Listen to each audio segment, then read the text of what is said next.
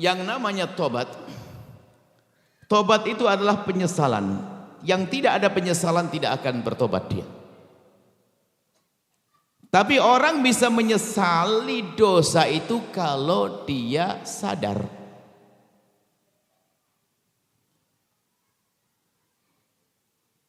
Dan orang bisa sampai kepada kesadaran kalau dia menghadirkan renungan.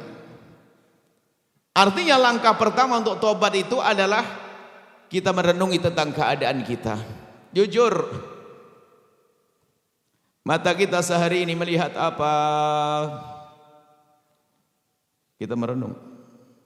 Lisan kita ngomong apa? Yang di hati kita apa sih yang bergolak? Apa yang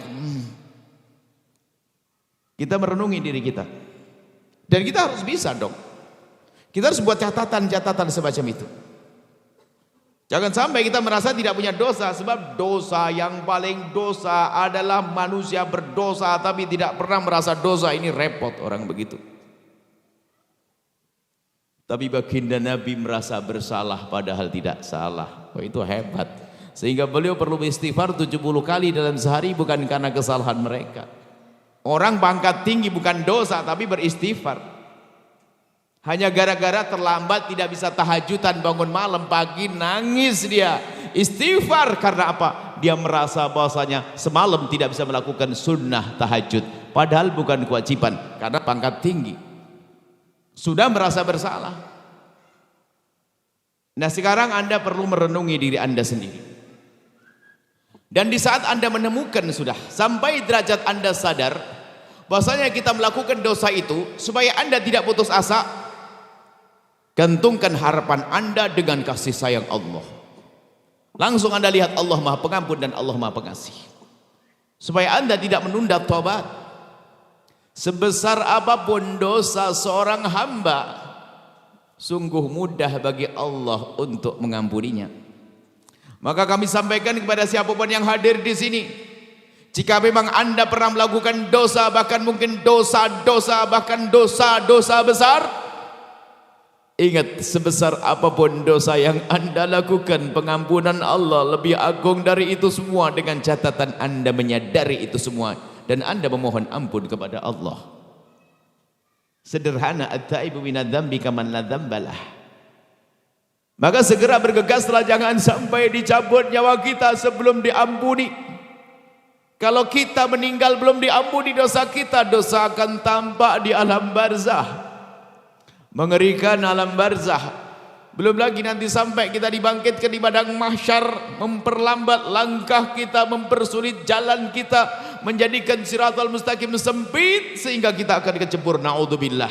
Maka mumpung masih nyawa ada di kandung badan kita, jangan menunda tobat, jangan nunda esok hari. Malam ini juga ayo kita renungi diri kita sendiri. Makanya jangan sibuk ngurusi dosa orang, merepotkan kita. Sibuklah dengan kesalahan pribadi, sibuk dengan kesalahan diri. Ingat banget memohon ampun kepada Allah setiap saat, dan istighfarlah, istighfar yang serius, istighfar atas dasar kesadaran kalau kita pernah melihat yang haram, berucap yang haram, ada melakukan yang haram, lalu kita memohon kepada Allah, astaghfirullahaladzim, ya Allah ampuni aku, ya Allah wahai Zat yang Maha Agung. Pastikan Anda sudah bisa. Ambil tempat yang sepi nanti malam, ambil air wudhu, lakukan sholat 2 rakaat.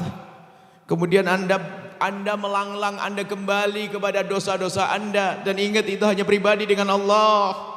Urusan dosa kepada Allah jangan ceritakan kepada bangsa manusia, ini masalah lain. Ingat, tanda Allah mengampuni dosamu adalah di saat dirimu tidak senang menceritakan dosamu kepada manusia.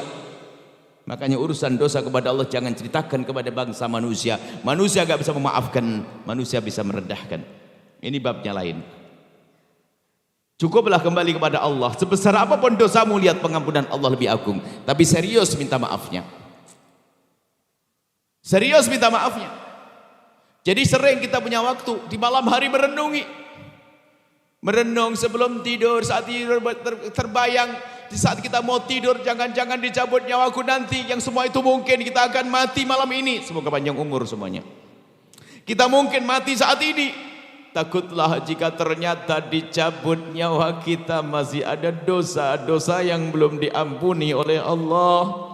Kalau dosa belum diampuni artinya akan tampak di saat kita berada di alam barzah. Tapi sebesar apapun dosa seorang hamba, kalau dia serius minta ampun kepada Allah, Allah janji akan mengampuni. Dan Nabi menjelaskan, at-taibu minadz-dzambi kaman la dzambalah. Orang bertobat dari dosa seperti orang tidak punya dosa. Masuk alam barzah terang.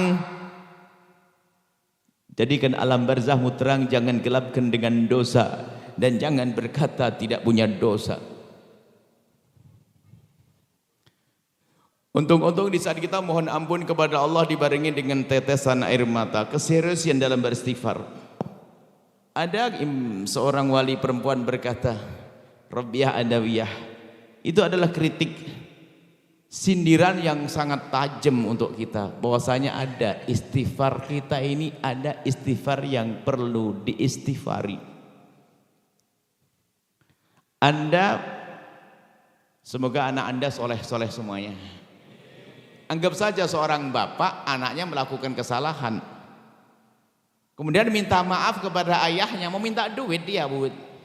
Sebelum minta duit, kalau belum minta maaf, kira-kira diapain sama bapaknya? Ya malah kalau sudah merasa bersalah, punya hajat dengan bapaknya, ngapain adabnya? Minta maaf dulu kan? Abah mohon maaf. Setelah dimaafkan baru minta. Belum dimaafkan minta, bah minta duit, kurang ngajar kau, salah belum sadar, gitu. Atau dia minta maaf, tapi apa? Ayahnya di situ dia minta, ya maafin saya ya. Kurang ngajar bener ente ini, minta maaf mukanya kau buang ke sana. Itu dengan manusia saja nggak pantas. Bagaimana kita dengan Allah minta maaf tapi tidak menghadap kepada Allah? Apa tidak perlu diistighfari lagi itu istighfar? Pastikan Anda sesaat saja Anda menghadap kepada Allah, astaghfirullahaladzim, yang itu ya Allah, astaghfirullahaladzim, yang itu ya Allah. Anda sebut dosa-dosa Anda di hadapan Allah. Sayyidina Umar mengingatkan, berusahalah engkau menangis. Menangis yang istimewa adalah di saat engkau sembunyi. Orang bukan dilarang menangis di depan manusia, tapi ketahuilah bisa saja menangis di depan manusia menangis buatan. Ada orang gampang cengeng kan bisa, tapi bukan dilarang. Akan tapi tanda keseriusanmu, ketulusanmu dalam menitikkan air mata adalah di saat di kamar yang sepi. Bahkan seorang istri menangis, suaminya pun tidak tahu. Suami menangis, istri tidak tahu. Tapi serius itu tangis yang menjadikan sebab mata tidak akan diseksa. Kullu ainin bakat yaumal qiyamati.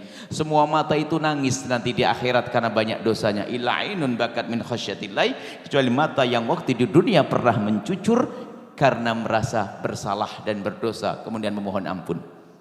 Maka Sayyidina Umar mengingatkan, menangislah kau di saat kau mohon ampun. Kalau nggak bisa menangis bagaimana? Ya berusaha dong, tangis. Berusaha nangiskan dia menangis sambil mengingat dosa. Saat sendiri ya, bukan depan orang. Kalau depan orang mah gampang, teman-teman tetangganya nangis, ikut nangis, ketularan dia. Bukan itu. Katanya, jika engkau belum bisa menangis, maka berusahalah terus untuk menangis. Jika belum bisa menangis, berusahalah terus untuk menangis.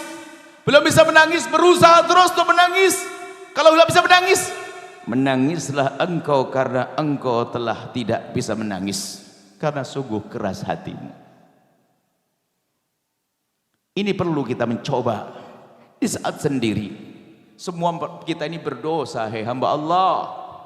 Yang berbicara banyak dosa, hanya Anda jarang kumpul dengan saya, maka Anda tidak tahu saja. Kita semua punya dosa. Ini nasihat bukan untuk Anda saja, saya juga perlu nasihat. Dan sebetulnya kalau kami ngomong begini itu sudah untuk kami. Sebab kalau saya ceramah sendiri depan cermin juga nggak enak. Makanya saya ngomongin orang, maksudnya saya ngomongin diri sendiri. Bukan berarti saya sudah nggak ada dosa. Banyak salah saya, banyak dosa saya. Maka harapannya nanti sekaligus kita minta mohon didoakan agar Allah ngampuni saya.